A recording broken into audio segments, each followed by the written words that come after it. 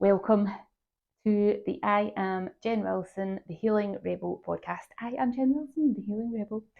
And yeah, Happy New Year if I haven't already said Happy New Year to you at some point in the first week of this year. I am recording this just one day before the podcast is coming out, so I don't know what day this is. The 8th? Just Monday the 8th. And yeah, I just want to check, how has your year started? How is it going so far? Have you come into the year all guns blazing with a new mindset, new attitudes, ready to go, making changes? Or have you come into the first week of the year kind of going, should change stuff, but either life's happening, or the motivation's not there, or you don't know where to start, or you're in wintering mode? That I took 3 weeks off over Christmas time, and it's definitely trying to get into the momentum and into the rhythm of coming back into work and having a to-do list and having things to do. And it's like, oh, the list is massive, and I'm just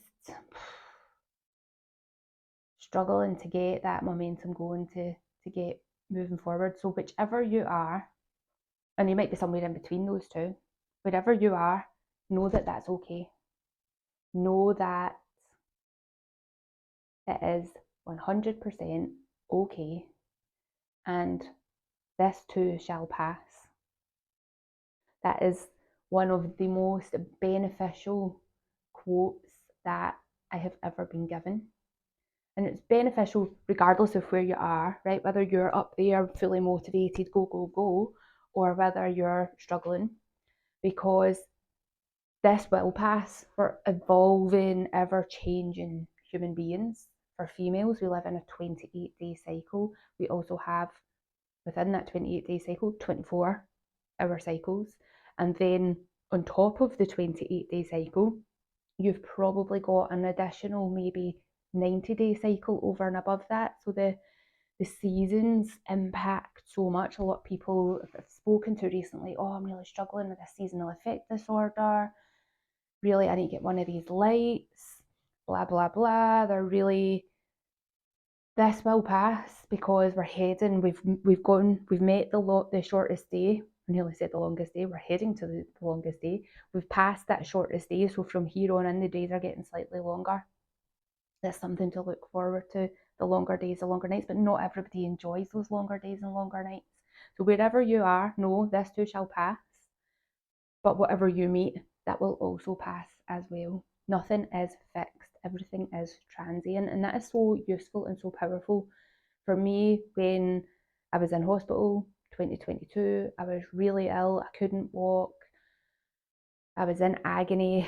And I just kept reminding myself, this too shall pass. And that's what kept me from wanting to give up. But also knowing that when things are good, things are not always going to be good. And as much as I like to live in a Pollyanna world, or I think I would like to live in a Pollyanna world, that's not real life. Life does happen to us. I've got one friend who's currently dealing with in fact, I've got two friends dealing with several members of her family being recently diagnosed with cancer. And I have another friend who has just sold her house and technically is homeless, but that's the life she wants to live. She has an amazing job that she's allowed to travel. She's not allowed to travel, she gets to travel with, and she doesn't have to stay in one place all the time. So she's going to live a bit of the nomadic life. And she had a couple of years of really tough times, and this is her time where things feel like they're falling into the right place. I struggled for a couple of years with my health. This is the first time. Need to know, and if you're eating, I apologise, but I have now had about 2 weeks where I have done more normal poos than not. And for somebody who lives with an inflammatory bowel condition, that is something to be celebrated. To know that you have not had very loose bowel movements. That's all I'll say about that. I will move on. But anybody who experiences bowel issues will understand where I'm coming from with that. What can you do right now, wherever you are at, whatever mood you're in, whatever headspace you're in? What is one thing that you can do to make things good for you? And even if you're already in that really good space, what is the one thing? What's the next one thing you can do? Because everything can always get better, no matter how good things are. And it's not greedy to want the best, to want the most. I have 2 new Pilates classes which are starting on the 9th. So when you're listening to this, that'll either be today or it will have been the 9th of January if you're listening to this further on in the future. 2 new Pilates classes, both of them are full, which is great. I only take 4 people in each class, 4 or 5 people in each class, because I use the studio space in my home. Could fit a 6th person in, but it would make everybody very shoulder to shoulder contact, and I don't like to crush people into it. I like to have a little bit of space in between people. My online classes are back, and I have a new client who isn't a new client because she was my very, very first ever client. Back in 2009, I started in a Pilates studio, and I was there initially as an admin assistant because I wasn't qualified, and I'd only been there maybe a couple of shifts, and I came in and my boss said to me, I need you to cover this session when they arrive in. And in came this lady who was trained by me. I was shitting myself because I was like, I don't know what I'm doing. I did, because I'd been training myself and I was at college and I was learning how to do this. But my boss was there to supervise and ask for help, but I was very much thrown in at the deep end, and it was something I'm very grateful for, to Sarah Jane for doing that with me. She did that throughout the year that I worked with her. She was just like, yeah, can you go and do that? There was no, let's wait until you know what you're doing, because the best way to learn is to actually be in there with people. And here we are, 2024. She's back at class with me, and she comes for massage, and she's dipped in and out of things over the years, but it's always so lovely to know that there is somebody from that far back. And all my regular clients, I've mentioned this before, all my regular clients have now been with me for over 10 years, which just fills my heart with joy. And they're all online. And so it's lovely to see faces and to start to get a little bit of routine into the days, into life. And then deciding from there what's next. How do I want things to grow? So I'm asking myself the same questions that I'm asking you to ask yourself. What's next? What do you want? How do you want your life to look? There's a lot of people just now that I've spoken to or seen putting out posts on social media saying that they're really taking stock and having a review of their life. January, for some people, they do dry January, and I know lots of people who did dry January in January 2023, and a year later they're now celebrating 1 year of not drinking alcohol, because they've transitioned through it. And it seems to be a lot of people my age, so I'm going to be 45 in February, and it seems to be a lot of people in that sort of 40 to 50 age range that are kind of going, hang on a minute, what have I been doing in my life? This boozing at the weekend is not really making me feel good. It's not, as we get older, how we are able to metabolize alcohol completely changes as well. When you were in your 20s, probably went out, got steaming, came home, got up the next day, went straight to work on a couple of hours sleep and just managed to push through.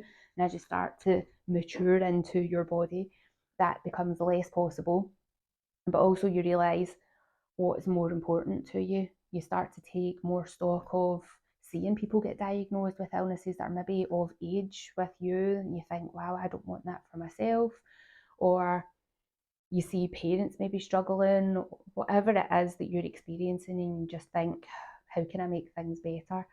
I've joined the British Society of Lifestyle Medicine, which are all about evidence-based lifestyle methods that we can use to improve our health and well-being, to try and keep us out of the doctor's surgery. Now, that's what my whole training has been when I did health, fitness and exercise back at college in 2009. And actually my degree in sport and exercise science, although it was about sport science, there was a big portion of it is about how do we look after our health, because health is vitally important if you're going to be an athlete, but your health is vitally important if you're just going to be a human being processing through life. We've had the last, now coming up 4 years. Can you believe it's been nearly 4 years since the 2020 madness hit? But it was really highlighted how under pressure the NHS is, how unavailable many services are. I am now 5 months waiting for an MRI since speaking to gynecology. I had waited a whole year to speak to gynecology. Now, I'm unfortunate. I've talked about this before. I'm not fortunate. I work very hard on my health. Now I know what the problem is, what lifestyle practices can I bring in to solve this. And this is what the British Society of Lifestyle Medicine is all about. There's a lot of doctors are members of the group as well, and it is about using that evidence-based formulas. The medical industry is obsessed with everything being evidence-based rather than it being anecdotal, stepping away from what people think is quackery, what people think is woo-woo. You know, crystals do something. I can't tell you what they do because I don't know anything about it, but crystals do something. They're an energetic field, part of the planet, part of the earth. You know, Reiki has been studied quite extensively now, so that is now accepted as evidence-based research to be able to bring that into the medical world. Reflexology has enough evidence behind it that people can say, yeah, there's enough evidence there, we're happy to include this as a pillar of your support. Somebody was asking about castor oil recently, and there isn't evidence-based to support that. Castor oil, if you don't know about castor oil, has been used for thousands of years in India, and it's used mostly topically. You can take it orally, but it will clear your pipes.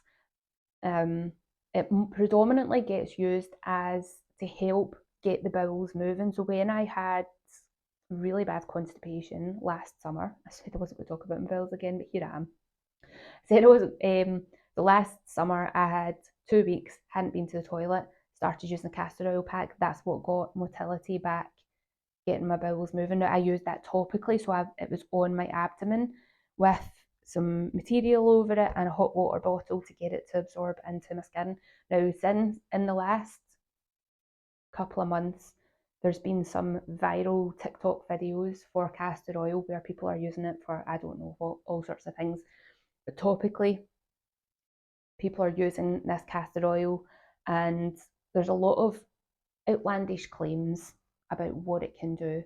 So I thought I want to just check evidence-based. What is the evidence behind castor oil? Now, there's one paper that I could find in PubMed, which is where medical people would go to check for research. It was a small study, and it wasn't on castor oil as castor oil. It was on the specific oil, which the name of it, I can't remember. I'm not going to pretend I know the name of it.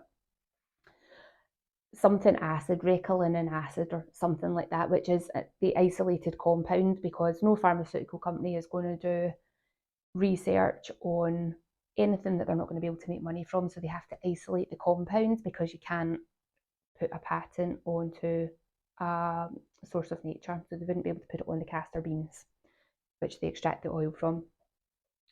And in this study, they did discover that it does have a laxative effect. So if your bowel is not moving, using this oil is definitely showing to help motility in the bowel, to help. So for constipation, it is excellent. And the other thing that they found it was really useful for was histamine blepharitis. So that's inflammation around the eyelid and around the eye.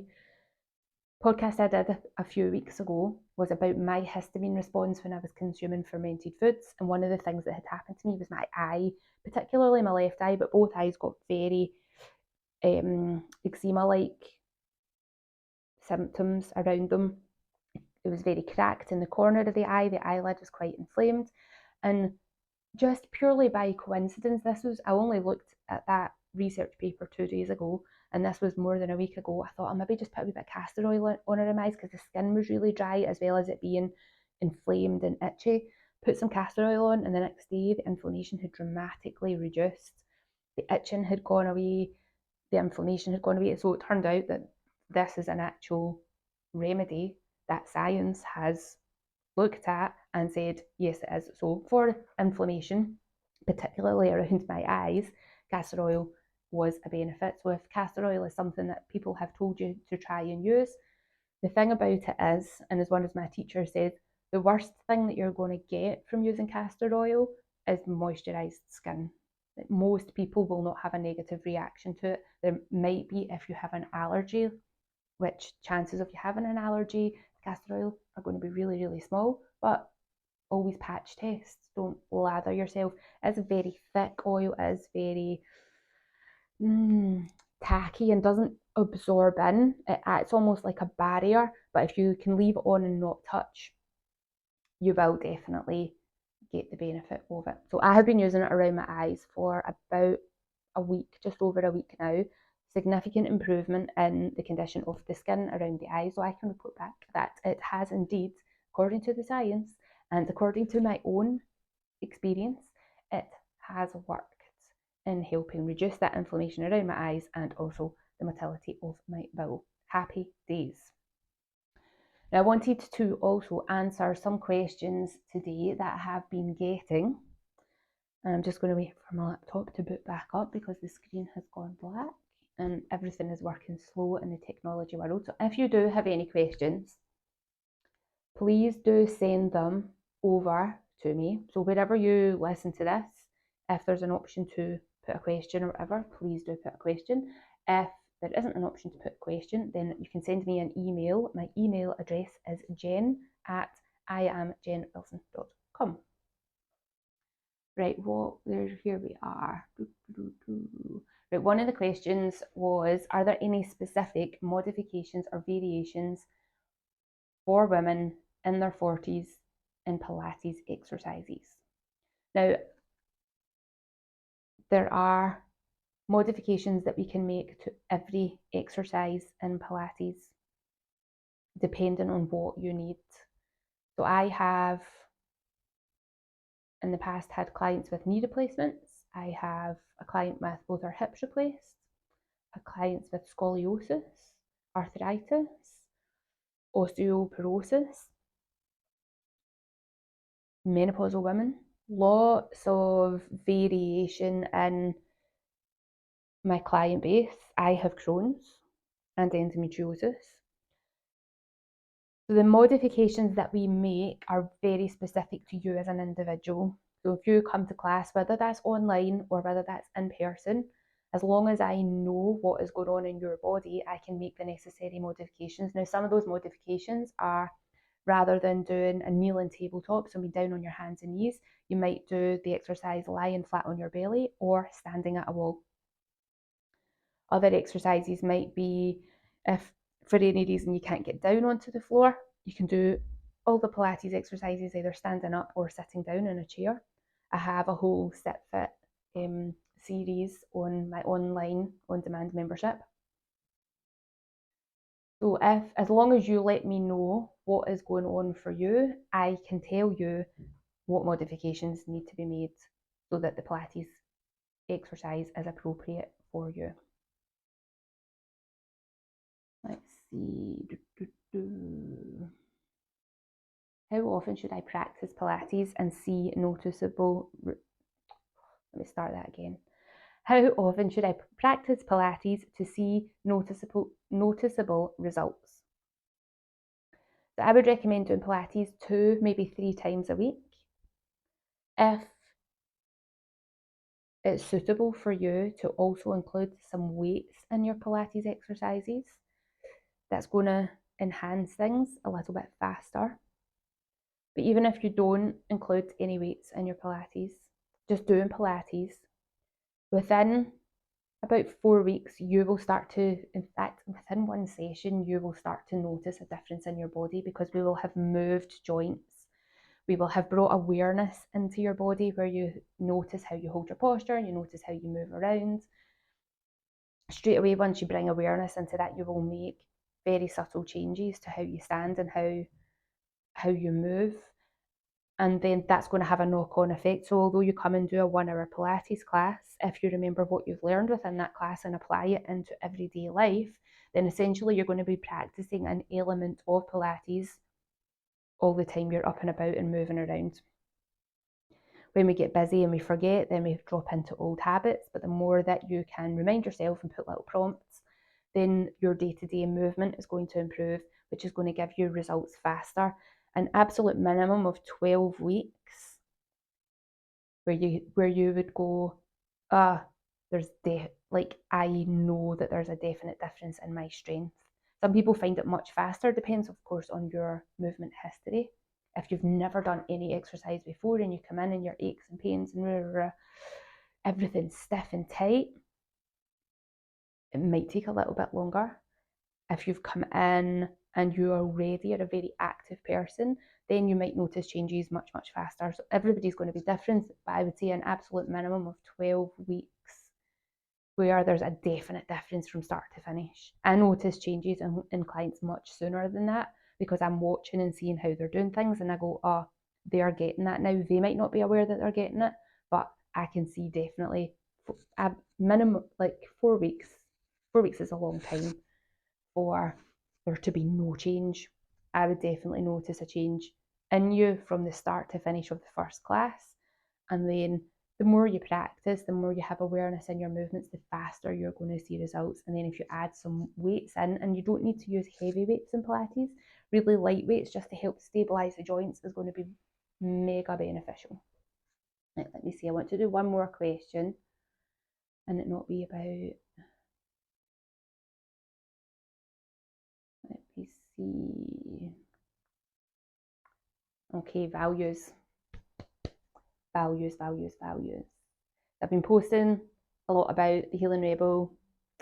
I was calling it the Healing Rebel Mastery. Wasn't really sitting with people, wasn't really getting engagement. So I spoke to some colleagues, got some feedback from people, and they felt that the word mastery was maybe for people who were already in a healing space and wanted to take it up to the next level.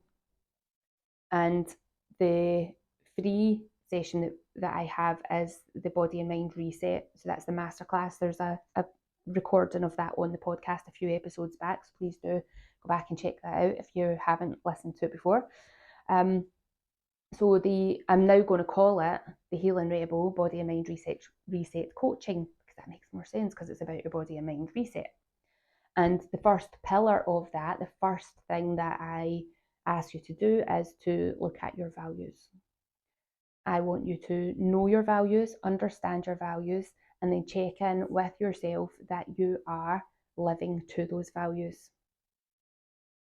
Examples of values are honesty, freedom, integrity,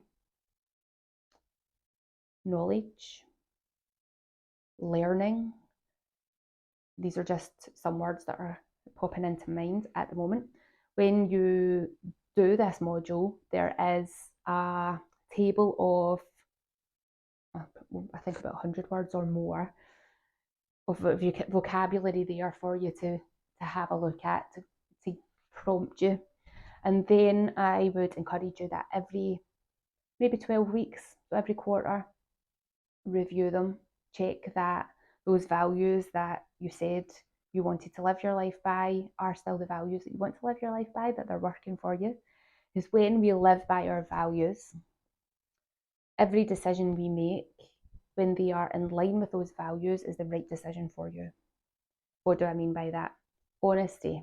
If honesty is one of your values, and honesty is about being honest to everybody and expecting everybody to be honest with you, I also turn that on you. Are you being honest with yourself? So if you're being honest with yourself and somebody invites you to a night out that you really don't want to go to, you say no.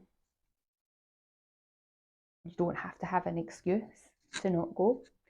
If you are saying that you want to lose weight, and the question is every decision that you're making helping you towards that goal? Can you honestly say that yes, it is? So the food choices that you're making, the drink choices that you're making, the movement choices that you're making, are they all made in line with you wanting to achieve that goal? And if the choices are not towards that goal, is that still okay? For example, if weight loss is your goal and you're invited out for dinner and you want to go for dinner, and the choices on the menu are maybe going to take you a little bit away from that goal, but you know that you're doing that and you're okay with that because you know that the next meal or the next day you're going to be back on track, then you're being honest. It doesn't have to be that every single meal is on point for whatever it is that you want to be eating for that day. Like, you're allowed to have flexibility so that because when you create your goals, when you're making lifestyle changes, you need to know that there's flexibility in them, but you also need to know that there's sustainability. So if you decide that you're going to follow this particular regime that you can't deviate from, and it means that you never get to go out for meals, and it means that you never get to dine with other people, and other people in your household or whoever you eat food with don't want to eat the food that you're eating, and it makes you feel isolated, makes you feel excluded, you're much more likely to ditch that than you are if you're following something that's much more flexible and sustainable. So keeping these things in mind when you are setting your goals, especially if you've come into the start of the year and you have been going all guns blazing and you're doing everything, but then you're starting to think, oh, hang on a wee minute, I'm not going to be able to do whatever it is that you think you're going to want to be able to do. So checking in with yourself, and that's where the values come in really, really handy. Are you being honest with yourself? Are you burning yourself out trying to achieve the unattainable? That is the question. So I'm going to leave that there for today because I do feel like I have given quite a bit of information and for you to have things to think about. So if you've got any questions, if you have got any particular topics that you want me to talk about on the podcast, please do reach out to me anywhere that you're listening or by email. I will say again, jen@iamjenwilson.com. Follow me on all the socials. If you know somebody that needs to hear anything that I have said in today's podcast, it really helps me and the podcast if you can share it. If you can share it on your social medias and tag me, because that just like makes me cry to know that people are listening and sharing the podcast. And also, if you don't already subscribe or follow wherever you're listening, that really helps as well, because that's something that the gatekeepers want to hold over us, to make sure that one, we are showing up giving these podcasts, and two, that people are actually interested in the content. So if you can subscribe or follow wherever you are, that would be so helpful as well. All right, have a wonderful day. Remember, this too shall pass wherever you are on your journey, and I will see you on the next podcast.